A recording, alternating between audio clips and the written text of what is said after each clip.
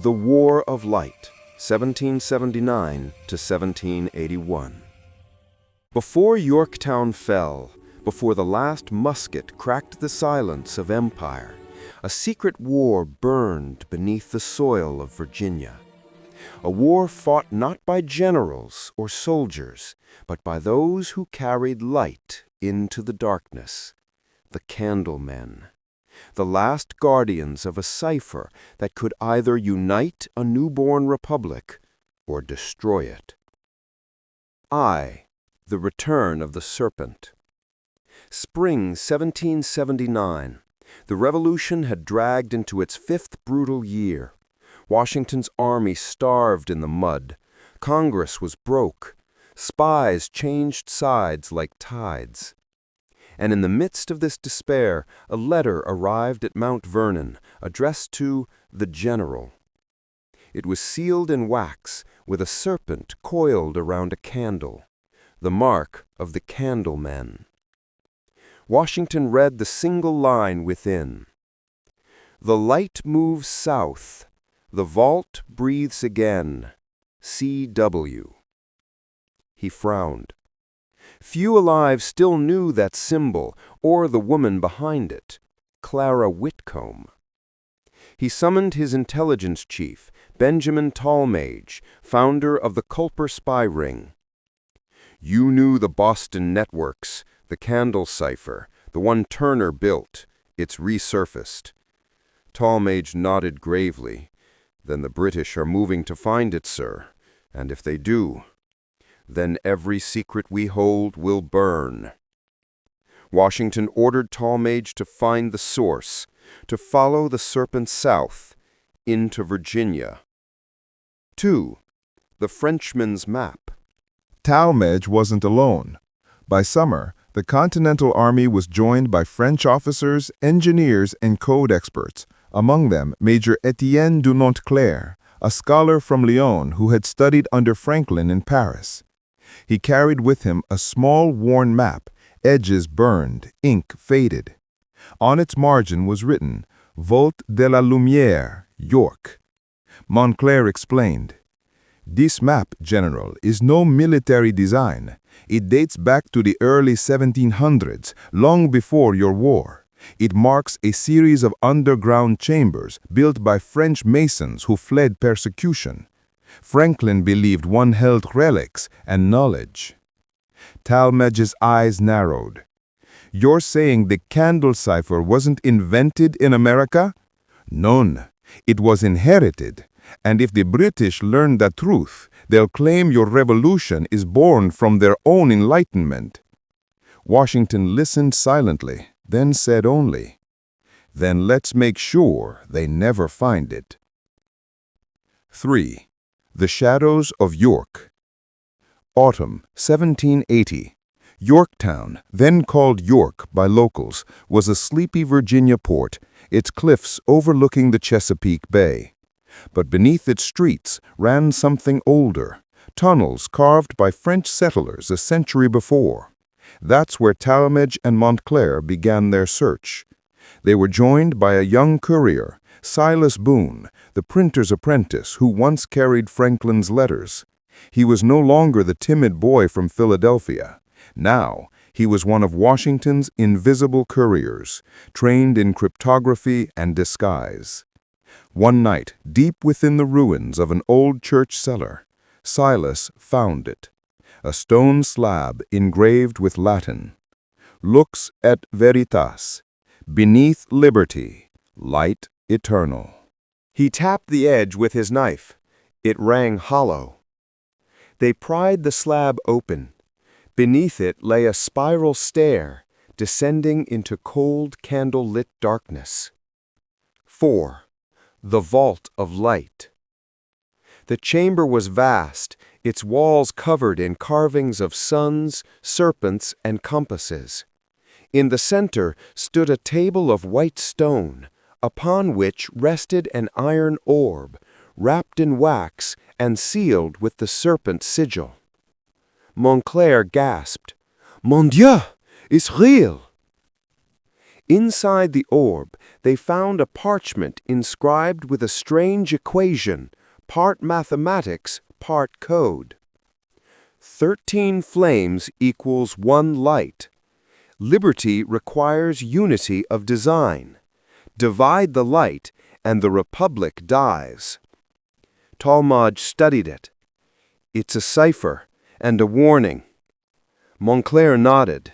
It is the final evolution of the candle cipher, a message meant for the founders, a design for a unified system of governments encoded in geometry.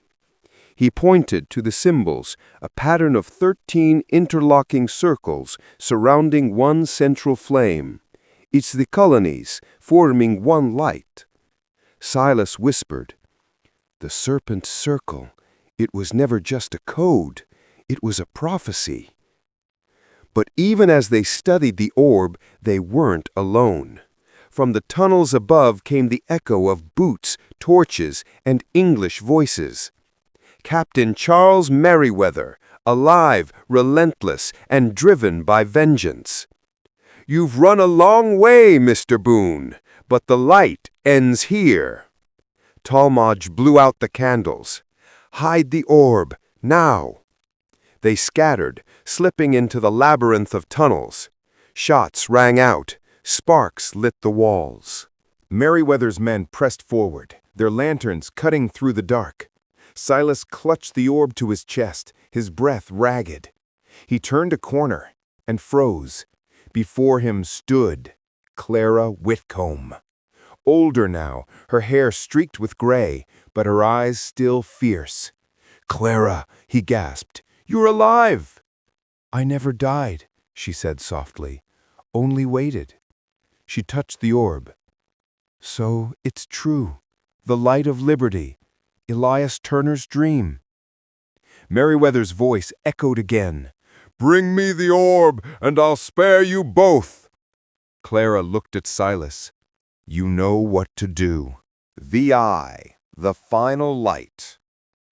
They ran together through the twisting tunnels, the British close behind. Ahead, faint moonlight spilled through a crack in the earth, an exit to the cliffs above the York River. Clara turned to Silas. "The orb must reach Washington. Promise me." "Come with me," he pleaded. "No, someone has to stay behind to keep the flame."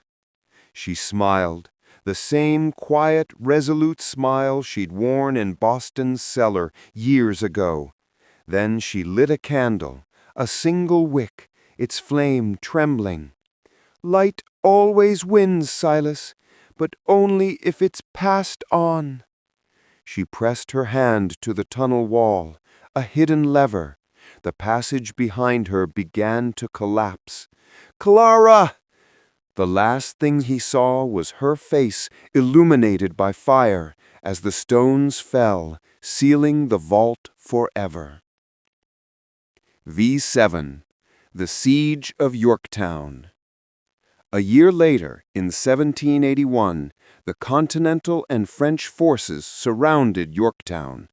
As Washington prepared for the final assault, Silas Boone arrived with a sealed chest. Inside it, the orb of the Candlemen. He placed it before the general. "From the vault beneath York, sir, from those who fought the other war." Washington unsealed it. Inside, the parchment glowed faintly by candlelight. He read the final message aloud to his officers. 13 flames shall form one light. The serpent shall no longer circle. It shall become the line of liberty." No one knew what it meant. But that night, as cannon fire thundered and the fate of a nation hung in the balance, Washington ordered 13 signal fires lit along the riverbank, one for each colony. When dawn rose, the British saw the fires burning in perfect unity, and by sunset, Cornwallis surrendered. History recorded the victory, but the world never learned what else burned that night. deep beneath Yorktown, in the sealed vault where Clara Whitcomb made her stand. 8. After the war. When peace finally came, Washington received a final anonymous letter. It was sealed in wax, a candle, its flame pointing east. The light endures, the wax melts, but the flame remains. Remember those who burned in silence, for they lit the path you now walk. C.W. He kept the letter locked in his study for the rest of his life. When he died, it vanished, along with several documents Franklin had once kept in Paris. Some said they were destroyed. Others whispered they were hidden again, somewhere in the foundations of the Capitol itself. 9. 200 years later. In 1976, during the American Bicentennial, restoration workers beneath Philadelphia's Independence Hall discovered a small wax-sealed capsule embedded in the brick foundation. Inside was a parchment, brittle but intact. Under heat, faint words appeared in invisible ink. To the keepers of light, the vault still breathes beneath York. The cipher lives in your design. 13 flames, 1 republic. At the bottom, E.T. 1774. Elias Turner's mark, the first Candleman. Epilogue. The Eternal Flame. Today, tourists walk the streets of Boston, Philadelphia, and Yorktown, unaware that beneath their feet lies a network of forgotten tunnels, sealed, silent, and older than the Republic itself. Some say on certain nights, when the wind passes through the cracks in old cellar walls, it carries a faint scent of beeswax, and if you follow it, you'll find a candle still burning centuries later. Its wick points east. Its flame never dies.